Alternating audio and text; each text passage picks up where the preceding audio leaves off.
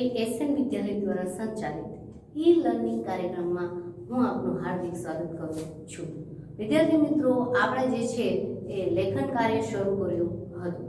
લેખન કાર્ય જે છે એમાં જે છે ખાસ કરીને આપણે મૌલિક વિચારો રજૂ કરવાના હોય છે। એમાં નિબંધ લેખન છે, કહાની લેખન છે, ત્યારબાદ જે છે એ ગદ્ય સમીક્ષા છે અને પત્ર લેખન છે। તો ગયા લેક્ચરમાં આપણે પત્ર લેખન વિશે અભ્યાસ કર્યો હતો। આજે આપણે છે ગદ્ય સમીક્ષા જે છે એ આપણે સમજી લઈએ કે ગદ્ય સમીક્ષા કોને કહેવામાં આવે છે। તો વિદ્યાર્થી મિત્રો, પાંચમા ધોરણમાં કદાચ તમારે ગદ્ય સમીક્ષાનો પ્રશ્ન નહીં હોય, પરંતુ છઠ્ઠા ધોરણમાં ગદ્ય સમીક્ષા પૂછાય છે। ગદ્ય સમીક્ષા એટલે એક પરિચ્છેદ આપેલો હોય, ગદ્ય એટલે પાઠના એક પરિચ્છેદ આપેલો હોય, ફકરો આપેલો હોય અને એની નીચે જે છે 5 પ્રશ્નો આપેલા હોય છે। એ પ્રશ્નોના જવાબ જે છે એ આપણે એ પેરેગ્રાફની અંદરથી ફકરામાંથી ગોતીને લખવાના હોય છે। તેને ગદ્ય સમીક્ષા કહેવામાં આવે છે। ગદ્ય એટલે પાઠનો ફકરો અને એની આપણે સમીક્ષા કરવાની હોય છે અને તેના આધારે આપણે પ્રશ્નોના જવાબ આપવાના હોય છે। તો અહીંયા જે છે ગદ્ય સમીક્ષા જે છે એ કરતી વખતે આપણે કઈ કઈ બાબતનું ધ્યાન રાખવાનું હોય છે તે આપણે સમજી લઈએ। गद्य समीक्षा को पाठ ग्रहण भी कहते हैं।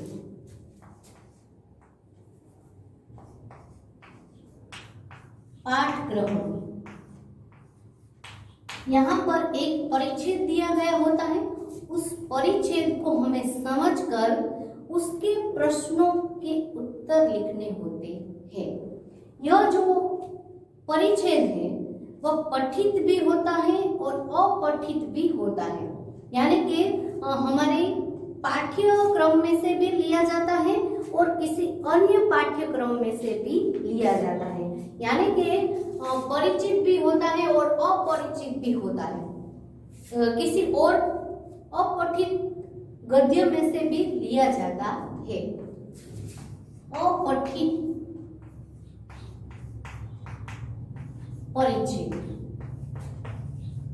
यानी कि ज्यादातर गद्य समीक्षाओं में पाठ्यक्रम के अलावा किसी अन्य पाठ्यक्रम में से परिच्छेद लिया जाता है जो हमने पढ़ा नहीं होता या किसी हमारे कक्षा में उसका उल्लेख नहीं होता, अपठित होता है, यानी कि हम उस परिच्छेद को जानते नहीं। ऐसे परिच्छेद को पूछा जाता है, उसका हमें अर्थ बोधन करना होता है। सबसे पहले हमें परिच्छेद को अच्छी तरह 2 या 3 बार पढ़ना चाहिए या उसका भावार्थ समझने का प्रयास करना चाहिए। फिर प्रश्नों को लिखते समय हमें क्या बातें ध्यान में रखनी है, तो यहाँ पर प्रश्नों को भी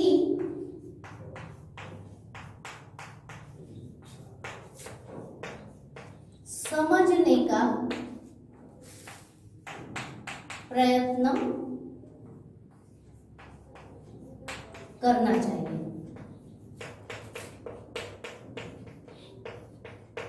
परिच्छेद के नीचे 5 प्रश्न दिए गए हों, उस 5 प्रश्न के उत्तर हमें परिच्छेद में से ढूंढकर लिखने होते हैं। ऐसा करने से छात्रों की विचार शक्ति और ग्रहण शक्ति मजबूत होती है। क्या छात्र उसे समझ पाते हैं, उसका ग्रहण कर पाते हैं, इस बात में उसकी रुचि बढ़ती है। परीक्षा में ऐसे प्रश्न पूछे जाते हैं जो विद्यार्थियों के ग्रहण शक्ति का विकास करते हैं। तो गद्य समीक्षा जो है हमारे छात्रों की ग्रहण शक्ति जो है उसका विकास करती है कि वे उस अपठित गद्य को पढ़कर उसे समझ सकते हैं, उसके प्रश्नों के उत्तर लिख सकते हैं। इसका उद्देश्य यह होता है। तो यहाँ पर छात्रों की ग्रहण शक्ति का विकास करने के लिए गद्य समीक्षा दी जाती है। गद्य समीक्षा में हमें प्रश्न लिखते समय भी ध्यान रखना है, हमें परिच्छेद में से ढूंढकर ही प्रश्न लिखने हैं। प्रश्न के उत्तर हमें परिच्छेद में ही दिए गए हैं, परिच्छेद में से ढूंढकर लिखने होते हैं, लेकिन मौलिक भाषा का प्रयोग करना है। भाषा जो है मौलिक होनी चाहिए। हमें परिच्छेद में से सीधा प्रश्न का उत्तर नहीं लिखना है और क्या करना है, परिच्छेद में जो प्रश्न का उत्तर है उससे ढूंढकर अपनी भाषा में प्रश्न के उत्तर लिखने होते हैं। यहाँ हमें मौलिक भाषा में लिखना होता है, यानी कि जो प्रश्न है उसका उत्तर समझकर अपनी भाषा में उत्तर लिखना होता है और अपेक्षित ही उत्तर लिखना है।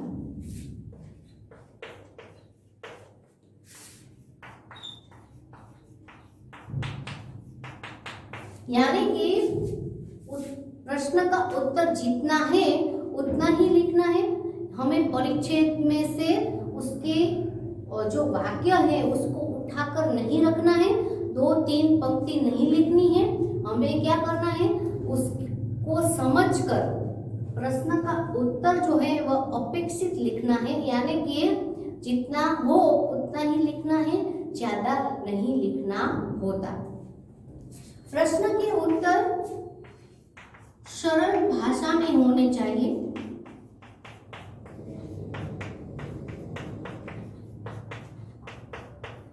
प्रश्नों की भाषा जो है वह सरल होनी चाहिए और उचित विराम चिन्हों का प्रयोग करना चाहिए और भाषा शैली बहुत ही सरल होनी चाहिए। उचित विराम चिन्हों का प्रयोग करना है और साथ ही साथ हमें परिच्छेद में से ढूंढकर निकालना है, इसलिए इसमें से हमें वर्तनी में भी भूल नहीं होनी चाहिए। लिखते समय हमें किसी भी प्रकार के छोड़नी जो है, वर्तनी जो है, लिखावट में कोई भूल न हो, इस बात का हमें ध्यान रखना है। गद्य समीक्षा यानी पाठ बोधन भी उससे कहते हैं, जो पठित भी होता है और अपठित भी होता है और उसे 2 या 3 बार हमें पढ़ लेना चाहिए और 2 या 3 बार पढ़ लेने के बाद हमें लिखते समय यह बात अच्छी तरह से ध्यान में रखनी है कि हमें परिच्छेद के सीधे शब्दों को नहीं लिखना है, अपनी मौलिक भाषा में लिखना होता है और साथ ही साथ उसके प्रश्नों को समझने का प्रयास करना है और उसमें से जितना प्रश्न हो सके उतना ही हमें प्रश्न लिखना है, ज्यादा उसमें प्रश्न नहीं लिखने होते हैं। या अंत में उचित शीर्षक भी देना होता है। जब हम गद्य समीक्षा में शीर्षक का प्रश्न पूछा जाए तो परिच्छेद के लिए एक उचित शीर्षक को चुनना होता है। शीर्षक को चुनते समय हमें यह बात ध्यान में रखनी है कि इस परिच्छेद का भाव क्या है या इसका मूल संदेश क्या है। तो इस प्रकार जो है गद्य समीक्षा में हमें इन सभी बातों का ध्यान रखना है जो आपके सामने नहीं है। परीक्षा में हमें पूछा जाता है कि परिच्छेद को पढ़कर नीचे दिए गए प्रश्नों के उत्तर लिखिए। निम्नलिखित परिच्छेद को पढ़कर नीचे दिए गए प्रश्नों के उत्तर परिच्छेद में से ढूंढकर लिखिए। तो यहाँ पर एक परिच्छेद मैंने लिखा है। सबसे पहले हम परिच्छेद को देख लेते हैं। महाराष्ट्र में औरंगाबाद शहर से 110 किलोमीटर की दूरी पर अजंता की गुफाएं आई हुई है। यहाँ कुल 30 गुफाएं हैं।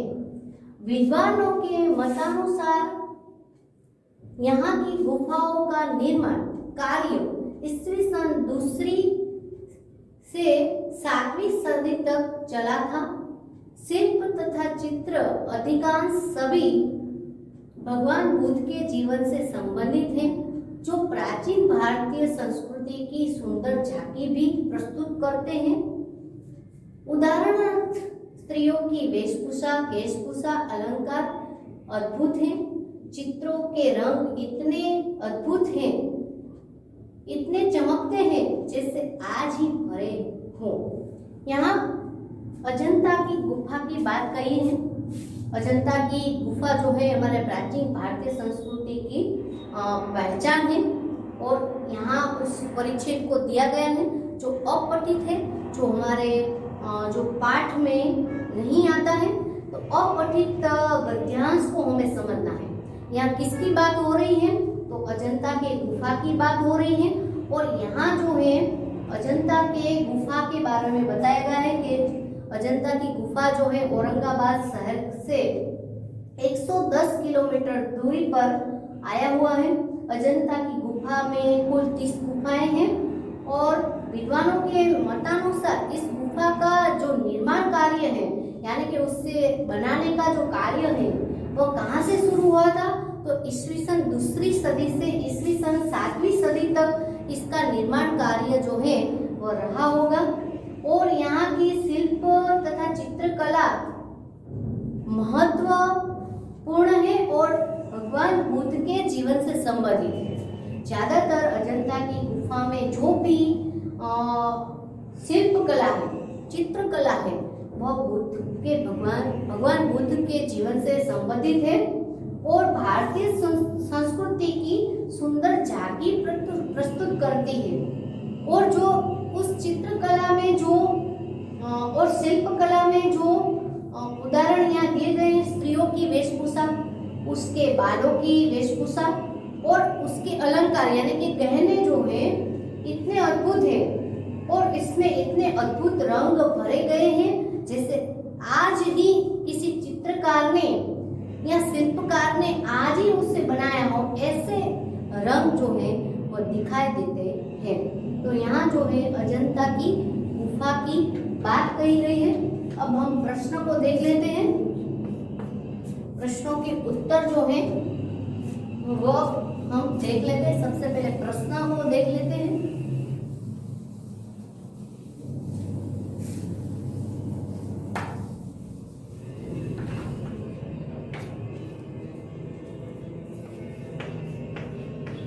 अजंता की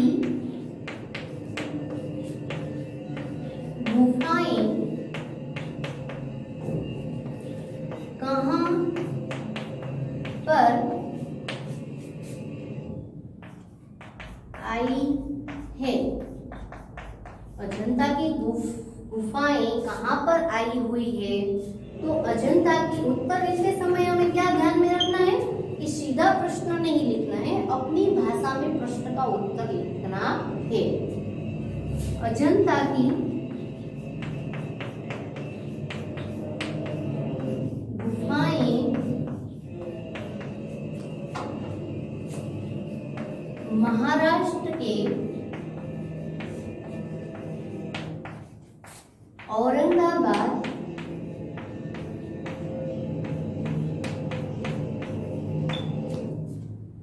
शहर से 110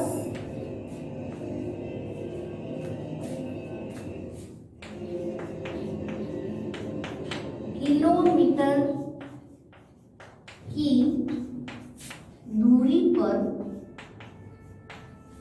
आई हुई है।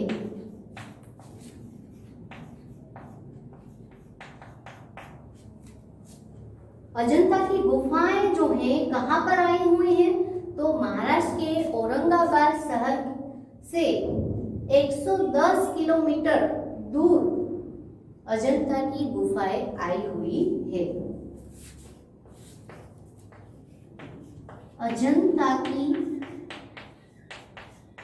गुफाएं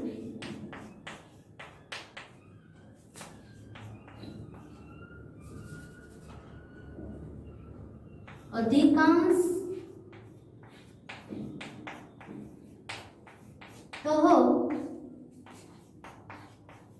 किसके जीवन से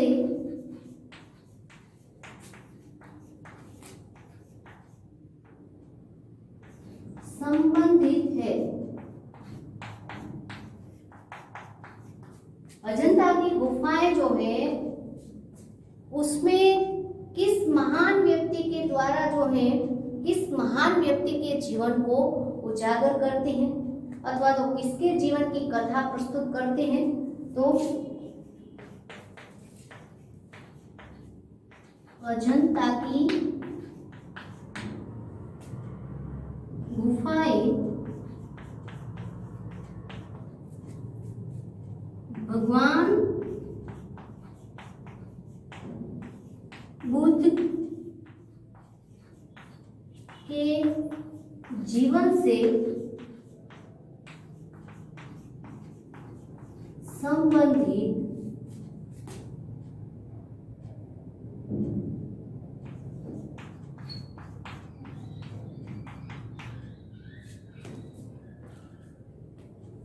अजंता की गुफाएं अधिकांशतः किसके जीवन से संबंधित है, तो अजंता की गुफाएं भगवान बुद्ध के जीवन से संबंधित है।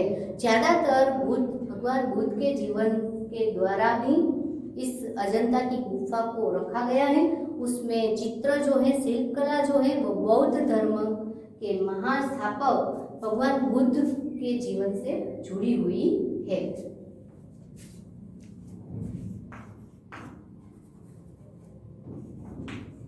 अजंता की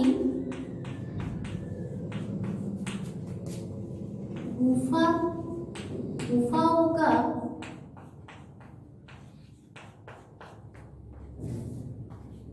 निर्माण कार्य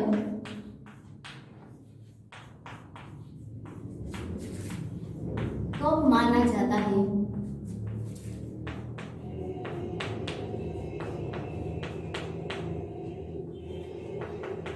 अजंता की गुफाओं का निर्माण कार्य कब माना जाता है, तो अजंता की गुफाओं का निर्माण कार्य ईस्वी सन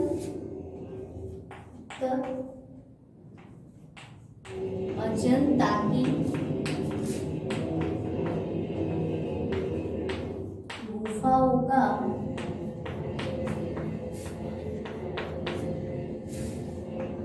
निर्माण कार्य ईस्वी सन दूसरी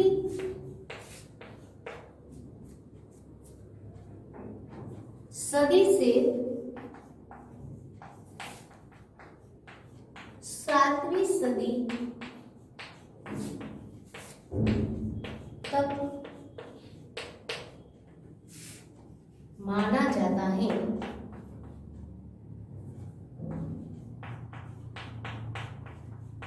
यानी कि अजंता की गुफाओं का निर्माण कार्य किस साल में हुआ था और कब पूरा हुआ, तो ईस्वी सन दूसरी सदी से लेकर 7वीं सदी तक उनका निर्माण कार्य हुआ। उसके बाद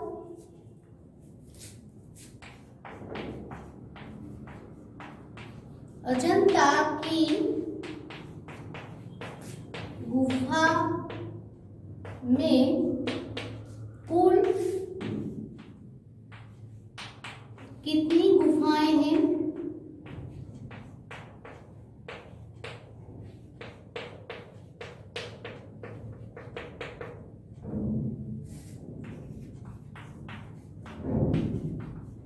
अजंता की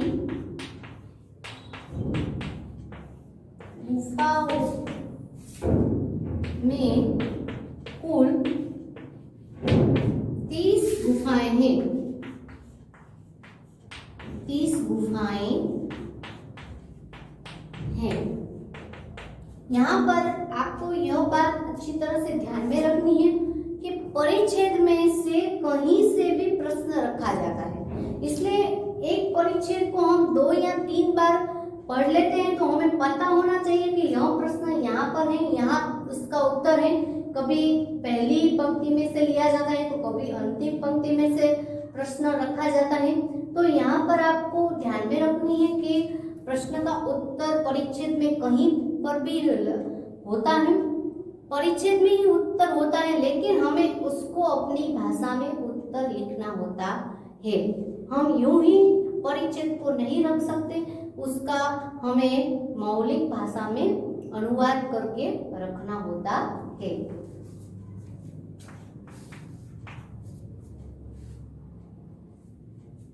अजंता की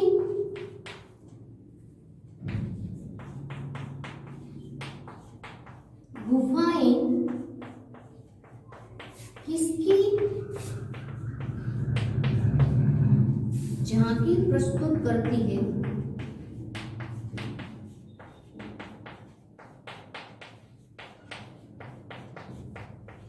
अजंता की गुफाएं किसकी झांकी प्रस्तुत करती हैं? तो उत्तर है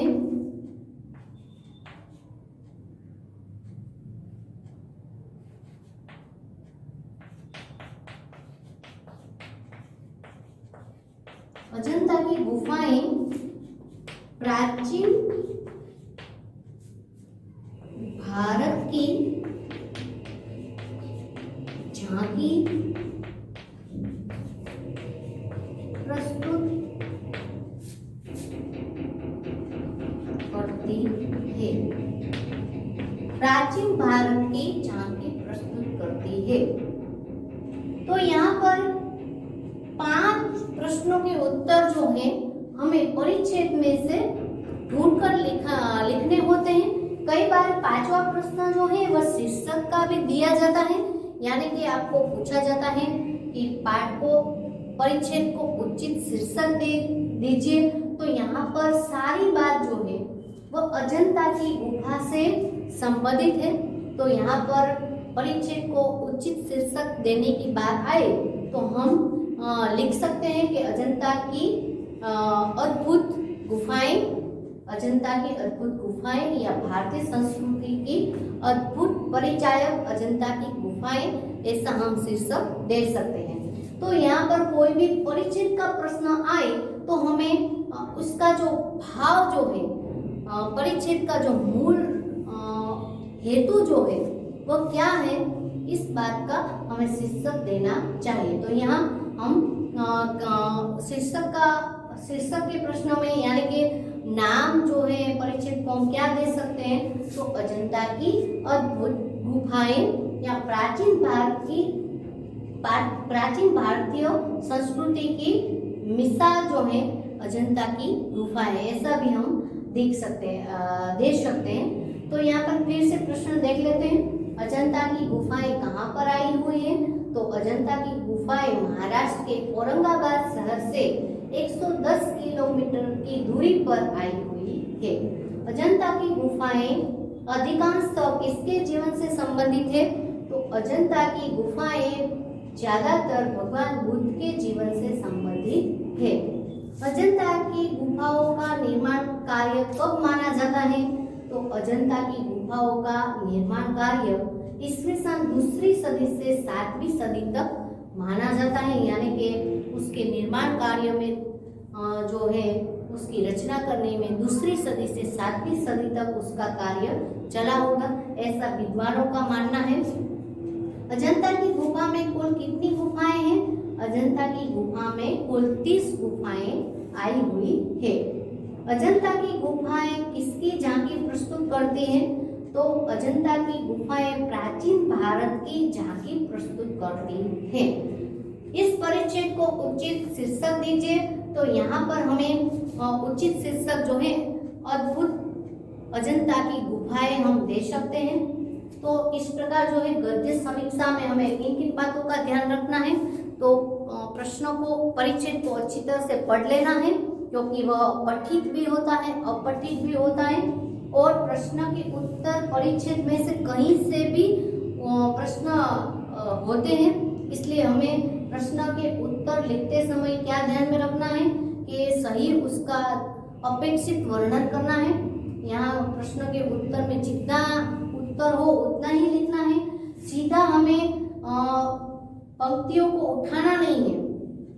जो परिच्छेद के जो वाक्य है उसको उठाना नहीं है, अपनी मौलिक भाषा में प्रश्न लिखना है। और साथ ही साथ हमें जो है उचित शीर्षक देने की बात आए तो शीर्षक भी हमें परिच्छेद के अनुरूप देना चाहिए। और यहाँ पर भाषा जो है बहुत सरल होनी चाहिए, ताकि हम इसका जो मुख्य हेतु है ग्रहण ग्रहण करना, यानी कि हमें जो अपठित परिच्छेद है उसको समझकर उसको ग्रहण करना है, उसके भावार्थ को समझना है और उसके बाद हमें प्रश्नों के उत्तर लिखने हैं। गद्य समीक्षा भी कहा जाता है या फिर उसे बोध पाठ या हम उसे पाठ बोधन भी कहते हैं। पाठ बोधन यानी कि जो गद्य परिच्छेद होता है उसमें से हमें प्रश्न जो है लिखने होते हैं। इस प्रकार जो है यहाँ पर कई ऐसे परिच्छेद आपको दिए गए होंगे, उसके नीचे 5 प्रश्न रखे गए होंगे। आपको एक प्रश्न का उत्तर हम लिखते हैं, सही उत्तर लिखते हैं तो उसके 1 गुण हमें मिल जाते हैं। इसलिए परिच्छेद को अच्छी तरह से समझकर उसका भावार्थ समझकर हमें उत्तर लिखना चाहिए और प्रश्नों के उत्तर लिखते समय हमें कहीं भी भूल न हो, वर्तनी भूल न हो, शाब्दिक भूल न हो, इस बात का हमें ध्यान रखना है, क्योंकि यह जो है हमारे परिच्छेद में से ही लिखा गया होता है। परिच्छेद में से ही हमें प्रश्न के उत्तर लिखने होते हैं, इसलिए वर्तनी भूल नहीं होनी चाहिए, भाषा एक सरल होनी चाहिए और इस प्रकार जो है हमें गद्य समीक्षा लिखनी होती है। गद्य समीक्षा लिखने से हमारी ग्रहण शक्ति का विकास होता है। परीक्षक यह समझ जाता है कि बालक जो है उसकी ग्रहण शक्ति कितनी है और पठित जो गद्यांश होता है उसके द्वारा उसकी समझ शक्ति जो है वह उसका ख्याल उससे आ सकता है। तो आपको भी घर पर ऐसे अपठित जो परिच्छेद है और उसके प्रश्नों के उत्तर आपको ढूंढकर लिखना है, ऐसा प्रयास आप जरूर करेंगे। अगले वीडियो में मैं आपसे फिर से मिलूंगी, तब तक के लिए मैं आज्ञा चाहती हूँ। जय हिंद, जय भारत।